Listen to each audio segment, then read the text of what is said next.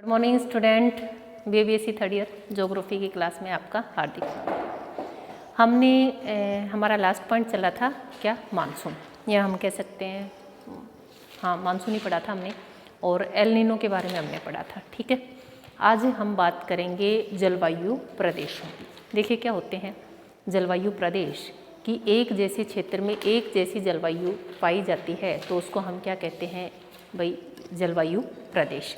कि एक क्षेत्र में एक जैसी विशेषताएं पाई जाती हैं। जैसे हमने भौतिक प्रदेशों में भारत को विभाजित किया तो उसमें क्या था कि एक जैसी विशेषताएं जहां पाई जाती है हमने क्या किया था, उसको एक भौतिक प्रदेश माना था, यही थी।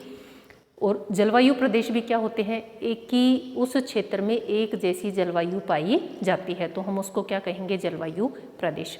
देखिए क्या होता है, वर्षा और तापमान दोनों में थोड़ा सा अंतर पाया जाता है। वर्षा और मौसम में तापमान, वायुदाब, वर्षा, जो भी हमारे जितने भी सारे कारक होते हैं जिसमें तापमान, वर्षा, वायुदाब, पवन, आर्द्रता और दृश्यता, इन सभी का हम एक लघु अवधि का अगर विवरण प्रस्तुत करते हैं वो क्या है, मौसम है। जैसे आज मौसम इस प्रकार का है, ठीक है।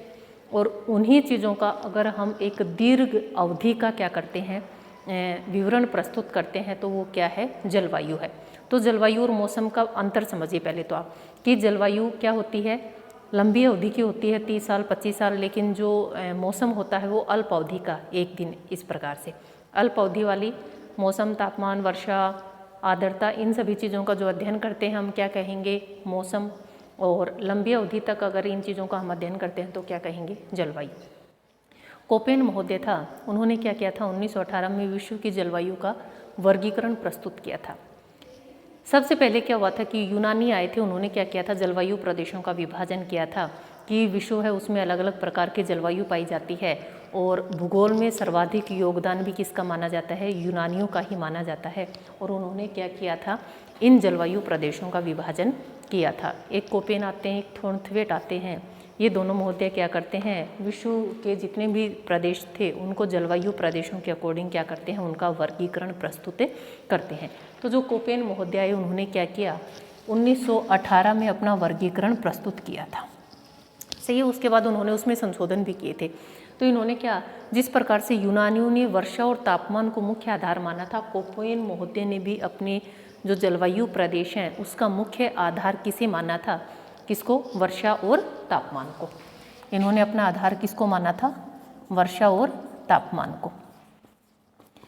एक कैंडोल महोदय और थे, इन्होंने उस समय वनस्पति 5 प्रकार की बताई थी या वनस्पति मंडल बताए थे। इन्होंने क्या किया, जो कोपेन महोदय थे वो इनसे भी प्रभावित थे, सही है। तो इन्होंने जो वनस्पति के 5 प्रकार बताए थे उनको भी क्या किया था, उन्होंने इसमें शामिल किया था। कि क्योंकि देखिए वर्षा और जो तापमान होता है वो वनस्पति को भी प्रभावित करती है, इसलिए कोपेन महोदय ने इनके जो वनस्पति मंडल थे उनको भी आधार माना। और मुख्य आधार किसको माना था, वर्षा और तापमान को मुख्य आधार माना। और उसके आधार पर क्या किया था, संसार के जितने भी प्रदेश थे उनको जलवायु प्रदेशों में वर्गीकृत किया था। कोपेन महोदय ने भारत के जलवायु वर्गीकरण के बारे में कभी भी सीधी बात नहीं कही थी। उन्होंने विश्व की जलवायु का वर्गीकरण प्रस्तुत किया था। उसी आधार पर हम भारतवासियों ने क्या किया, जिस प्रकार की हमें जिस स्थान पर हमें जलवायु उपलब्ध हुई उस अनुसार हमने क्या किया, कोपेन का वर्गीकरण कर दिया। तो जो कोपेन महोदय थे इन्होंने अपना जलवायु का वर्गीकरण दिया था, जलवायु प्रदेश का वर्गीकरण दिया था 1918 में। उसके काफ़ी समय बाद इसमें संशोधन भी होते गए थे। इनका ऐसा मानना था कि इन्होंने मुख्य आधार एक वर्षा को माना था और दूसरा तापमान को माना था। इनका ऐसा मानना था कि तापमान और वर्षा क्या करते हैं, मौसम को सर्वाधिक या जलवायु को सर्वाधिक प्रभावित करते हैं। तो आधार भी किसको माना इन्होंने, वर्षा और तापमान को। कैंडोल महोदय से प्रभावित थे इसलिए इनके जो वनस्पति मंडल थे उनको भी इन्होंने उसमें शामिल कर लिया। तो कोपेन ने अपने सिद्धांत को समझाने के लिए कुछ इंग्लिश के, अंग्रेजी के बड़े और छोटे शब्दों का प्रयोग किया था। जैसे हम बोलते हैं ना, बड़ी अंग्रेजी, छोटी अंग्रेजी, सही है, छोटी बड़ी नहीं होती है, अंग्रेजी होती है। तो कुछ अल्फ़ाबेटों का यूज़ किया था इन्होंने, अल्फ़ाबेट ABCD 5 शब्दों का प्रयोग किया था, लेकिन ये सब किस में थे, कैपिटल लेटर्स में थे। तो इन्होंने ए जो शब्द का प्रयोग किया, या कह सकते हैं कि सूचक का प्रयोग किया, तो उष्ण कटिबंधीय जहाँ भी जलवायु पाई जाती है उसके लिए इन्होंने किसका प्रयोग किया था, ए का, सही है। शुष्क जलवायु जहाँ पाई जाती है उन्होंने वहाँ किसका प्रयोग किया? बी शब्द का प्रयोग किया। समशीतोष्ण आर्द्र जहाँ जलवायु पाई जाती है वहाँ पर इन्होंने सी शब्द का प्रयोग किया। शीताद्र जलवायु जहाँ पाई जाती है वहाँ इन्होंने डी शब्द का प्रयोग किया। और जहाँ पर ध्रुवीय जलवायु पाई जाती है, अत्यधिक ठंड पाई जाती है, वहाँ पर इन्होंने किसका प्रयोग किया था? ई का प्रयोग किया था। ठीक है, ये तो उन्होंने कुछ बड़े शब्द माने, उसके अलावा इन्होंने कुछ छोटे शब्दों को भी माना था। इन्होंने जैसे बी है, बी को दो भागों में डिवाइड कर दिया था, बी को दो भागों में डिवाइड कर दिया था। एक था बी एस और एक था बी डब्लू। ये दोनों बड़े कैपिटल हैं। ठीक है, सही है। डब्लू का अर्थ क्या होता है? वार्म। वार्म का मतलब गर्म। तो बी डब्लू का मतलब था मरुस्थल। सही है, किस प्रकार का? गर्म। सही है। एस का मतलब स्टेपी, तो स्टेपी को हम कह सकते हैं अर्ध शुष्क। सही है। बी को इन्होंने दो पार्ट्स में डिवाइड किया था, दोनों के साथ ही बड़े शब्दों का प्रयोग किया था, बी एस और बी डब्लू। सही है, रटना नहीं है, आपको समझना है। डब्लू डब्लू का मतलब, बी का मतलब हम समझते हैं किस प्रकार की जलवायु है? शुष्क जलवायु है। ठीक है, और शुष्क जलवायु मिलेगी कहाँ? मरुस्थल में मिलेगी। तो उस बी को इन्होंने दो भागों में डिवाइड कर दिया, एक बी डब्लू और एक B S. B W, W का मतलब वार्म, वार्म का मतलब होता है गर्म। तो बी डब्लू में किस प्रकार की जलवायु पाई जाएगी? गर्म मरुस्थलीय। ठीक है। दूसरा है बी एस। सही है, बी एस, एस मतलब स्टेपी। ऐसी स्टेपी जहाँ जलवायु पाई जाती है, अर्ध शुष्क मरुस्थलीय दशाएं पाई जाती हैं। तो बी एस को इन्होंने अर्ध शुष्क के रूप में उपयोग में लिया है। उसके अलावा इन्होंने कुछ छोटे शब्द का भी प्रयोग किया, छोटी ABCD का उपयोग किया। सही है, किसका उपयोग किया? छोटी ABCD का। तो जैसे WSFHM। सही है, इनको भी आपको रटना नहीं है, समझ लीजिए क्या है। डब्लू का मतलब क्या होता है? विंटर। विंटर होती है सर्दी। सही है, तो जब जहाँ डब्लू आएगा वहाँ क्या होगा? सर्दी, शीतकाल, शुष्क। क्या आएगा? शीतकाल, शुष्क। कि ऐसी जलवायु जहाँ पर शीतकाल किस प्रकार का है? शुष्क है।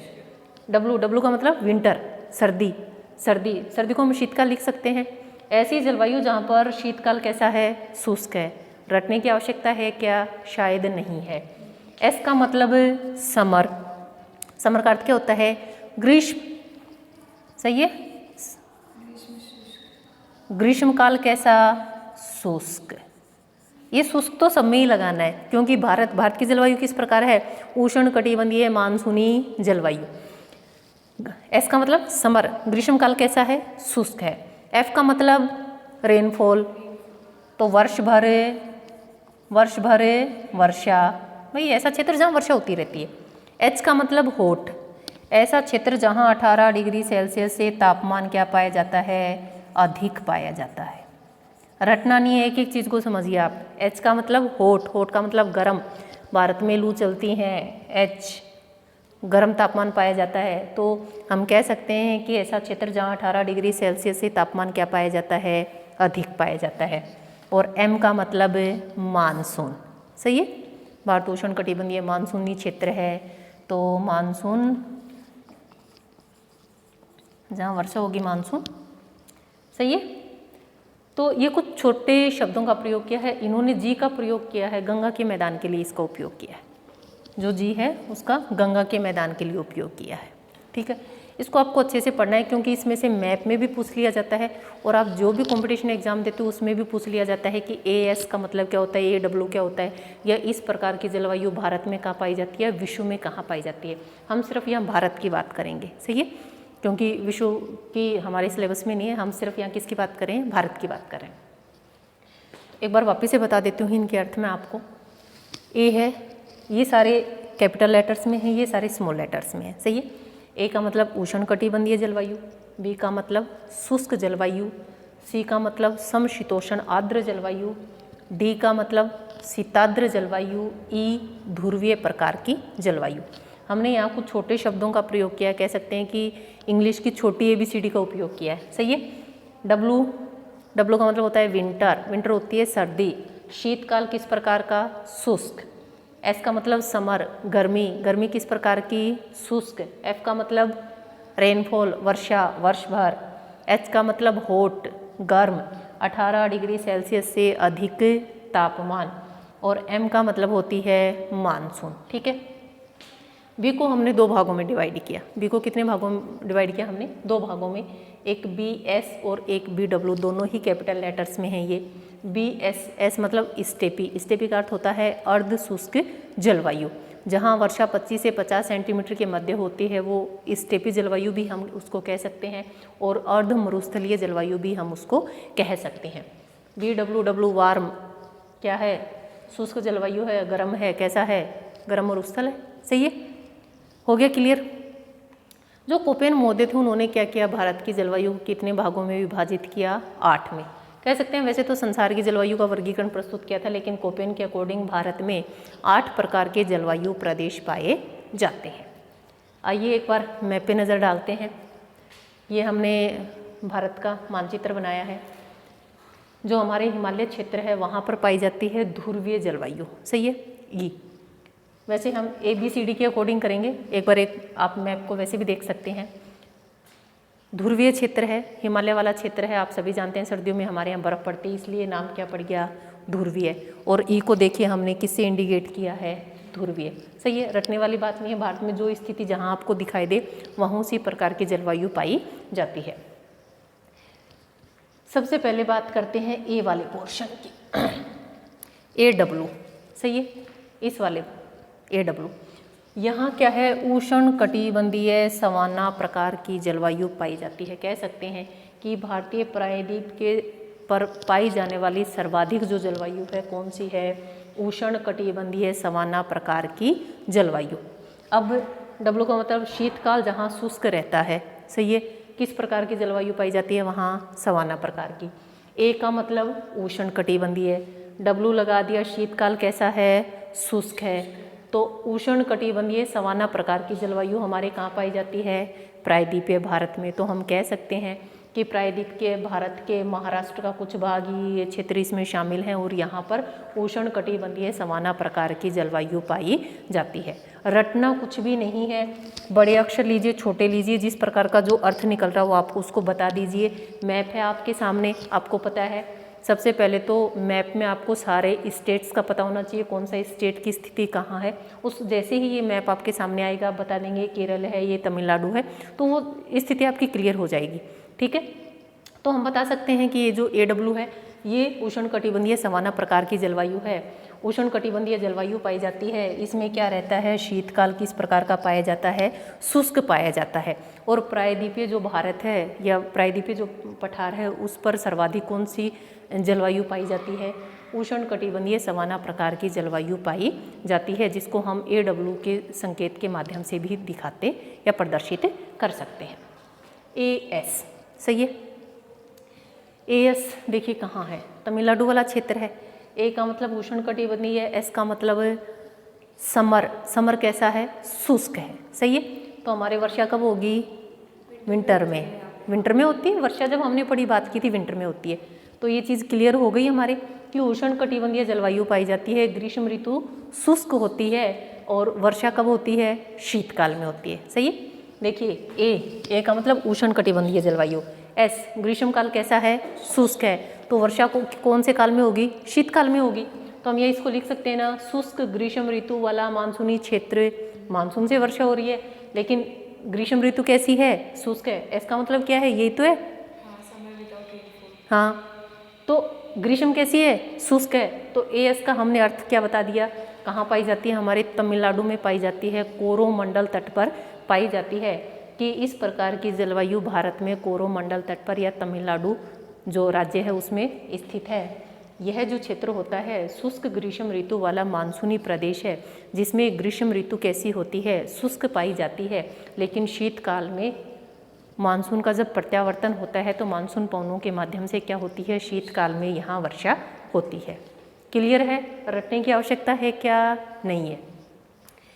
तीसरी बात करते हैं A, M और W। सही है, A का मतलब उष्ण कटिबंधीय है, M का मतलब मानसूनी और W का मतलब देखो विंटर शीतकाल शुष्क। सही है, AMW।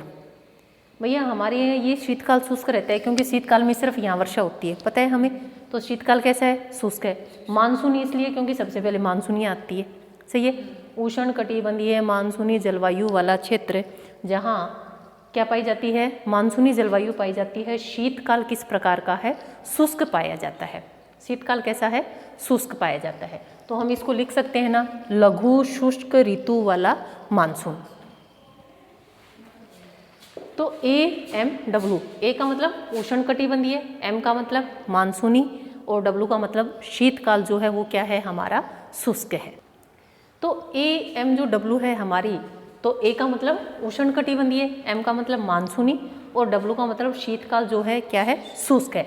तो आपने देखा होगा जब हमने भारतीय मानसून पढ़ा तो जो केरल वाला तट है किस प्रकार की है? मानसून सबसे पहले मानसून का आता है, इसी तट पे आता है, सही है। और उष्ण कटिबंधीय है, भाई उष्ण कटिबंध में स्थित है तो उष्ण कटिबंध है, मानसूनी भी है, सही है। लेकिन शीतकाल किस प्रकार का है? शुष्क है। शीतकाल कैसा है? शुष्क है। तो हम इस चीज़ को अपनी लैंग्वेज में लिख सकते हैं, नहीं लिख सकते, कि केरल के तट वाला क्षेत्र, मालाबार जो तट क्षेत्र है उसमें इस प्रकार की जलवायु पाई जाती है कि उष्ण कटिबंधीय जलवायु, मानसूनी जलवायु, लेकिन इसमें शीतकाल कैसा रहता है? शुष्क रहता है। जितनी भी वर्षा होती है ग्रीष्म ऋतु में होती है, सही है, रटने वाली कोई बात नहीं है। नेक्स्ट हम बात करते हैं बी को देखो हमने 2 पार्ट्स में डिवाइड किया है, सही है। देखो मैंने यहाँ बताया था आपको, ए के 3 पार्ट हैं जो हमारे भारत में 3 प्रकार की जलवायु पाई जाती है, बी के 2 पार्ट हैं। एक BW है, एक BS है। W का मतलब मरुस्थल और इसका मतलब अर्धशुष्क। देखिए आपने एक बात पता करी होगी, जैसे हमारा थार का मरुस्थल है, राजस्थान है, शुष्क जलवायु सिर्फ हमारे यहाँ और इस वाले क्षेत्र में पाई जाती है। ये वृष्टि छाया क्षेत्र में आ जाता है, उस वजह से यहाँ पाई जाती है। और ये वाला क्षेत्र आपको पता है कि जैसे जैसे हम राजस्थान के पश्चिमी भाग में जाते हैं तो जो जलवायु है बिल्कुल शुष्क हो जाती है, मरुस्थलीय जलवायु पाई जाती है, गर्म धरातल पाया जाता है। और कई बार तो ऐसा होता है 10-10 वर्षों तक वहाँ पर वर्षा ही नहीं होती है, न के बराबर वहाँ पर वर्षा पाई जाती है।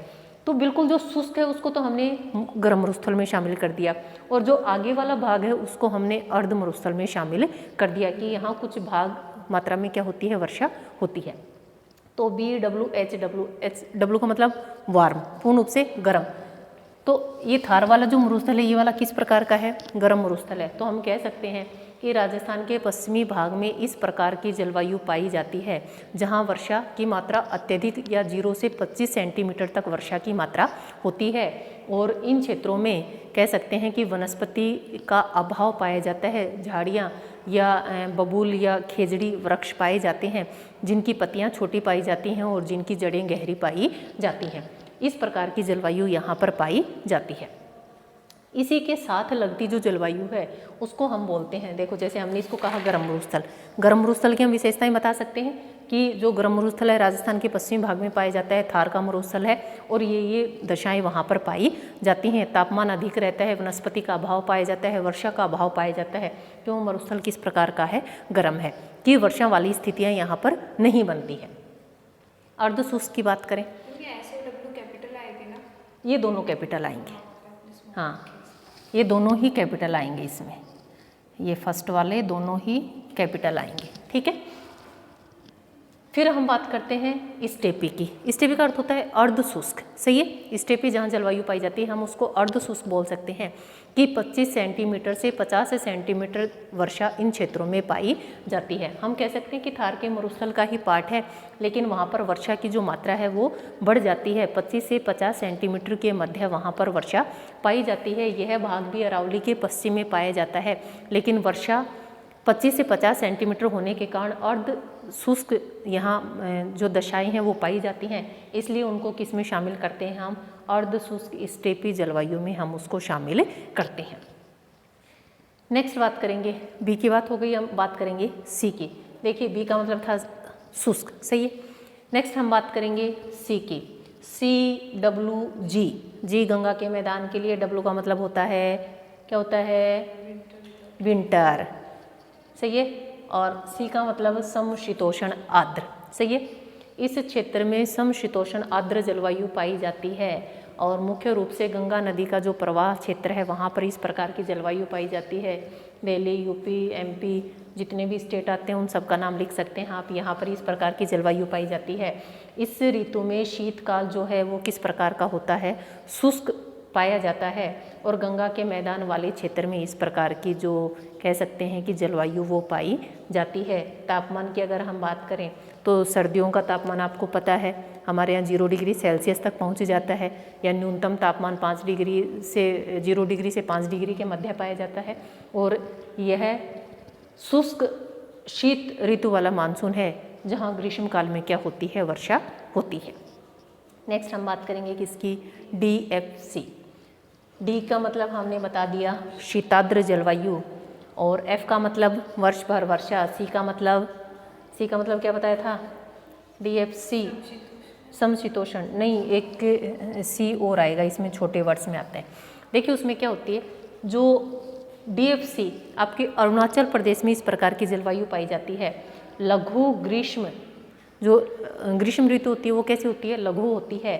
ठंडी आर्द्र शीत ऋतु यहाँ पर पाई जाती है, क्योंकि जैसे ही ऊंचाई पर जो क्षेत्र स्थित होते हैं, आपको पता है कि ऊंचाई के कारण उनका तापमान कैसा पाया जाता है, न्यूनतम तापमान पाया जाता है, तापमान वहाँ पर कम पाया जाता है। इसलिए यहाँ पर ग्रीष्म ऋतु कैसी है, लघु अवधि वाली यहाँ पर ग्रीष्म ऋतु पाई जाती है।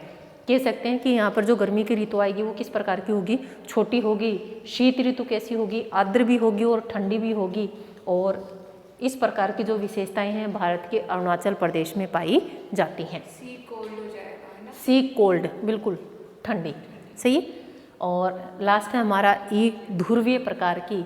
हम सभी जानते हैं कि हमारे शीतकाल में बर्फ़ कौन से क्षेत्र में जमती है, जम्मू कश्मीर और हिमाचल प्रदेश, इन क्षेत्रों में इस प्रकार की स्थितियां पाई जाती हैं, जिसको हम ध्रुवीय प्रकार की जलवायु कह सकते हैं। और ऐसी जलवायु हमारे जम्मू कश्मीर या उत्तर भारत में पाई जाती है। तो ये था कोपेन जो महोदय थे उनका वर्गीकरण।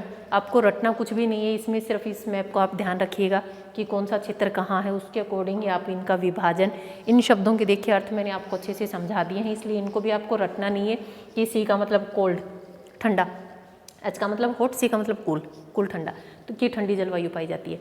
तो रटना कुछ भी नहीं है, आपको इसको समझने का प्रयास करना है। अगर आप इसको समझते हैं तो भविष्य में कभी भी किसी भी प्रकार से आपसे क्वेश्चन पूछा जा सकता है, उस क्वेश्चन को आप बता देंगे। लेकिन रटते हैं तो कुछ समय बाद हो सकता है आप उसको भूल भी जाएं, इसलिए इन चीज़ों को समझना है। समझने मैप बनाएंगे, मैप बना के फिर आपको इस चीज़ को लिखना है।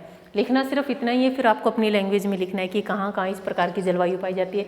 एक एक पॉइंट को उठाते जाओ और उसमें डिटेल से लिखते जाओ कि ये क्षेत्र है, इसमें यहाँ ये।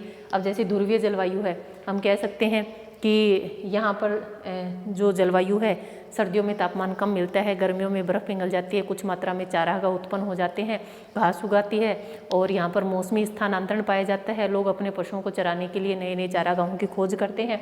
जैसे ही बर्फ़ पिघलती है, घास उगाती है, तो लोग अपने जो पशु हैं उनको लेकर पहाड़ी जो क्षेत्र हैं वहाँ पर पहुँच जाते हैं। जैसे ही बर्फ़ गिरती है, लोग वहाँ उस पहाड़ी क्षेत्र से नीचे आ जाते हैं। इस प्रकार से पशुपालन भी चलता रहता है और यहाँ पर मौसमी स्थानांतरण भी चलता रहता है। जो भी इस क्षेत्र की विशेषताएं हैं उन सभी को आप उसमें इंडिकेट करें कि कौन कौन सी स्टेट में पाई जाती है। जम्मू कश्मीर में पाई जाती है, पश्चिमी विक्षोभ के कारण यहाँ बर्फ़ जम जाती है। जो वर्षा होती है किसके रूप में होती है, बर्फ़ के रूप में होती है। तो वो सारी चीज़ों को हम यहाँ इंडिकेशन कर सकते हैं। गर्मियों में तापमान यहाँ पर कम मिलेगा, जबकि सर्दियों में यहाँ 0 डिग्री सेल्सियस तक तापमान पाया जाता है।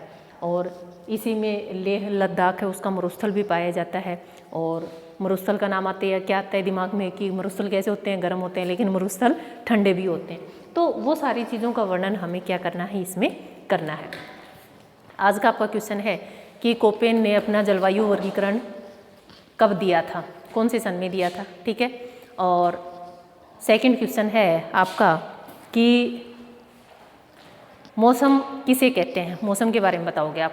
क्या है कि मौसम किसे कहते हैं, और कोपेन ने अपने जलवायु वर्गीकरण कब दिया, और उसका आधार भी बताएंगे कि उसका आधार क्या था जिसके आधार पर कोपेन ने अपने जलवायु वर्गीकरण का प्रस्तुतिकरण किया था।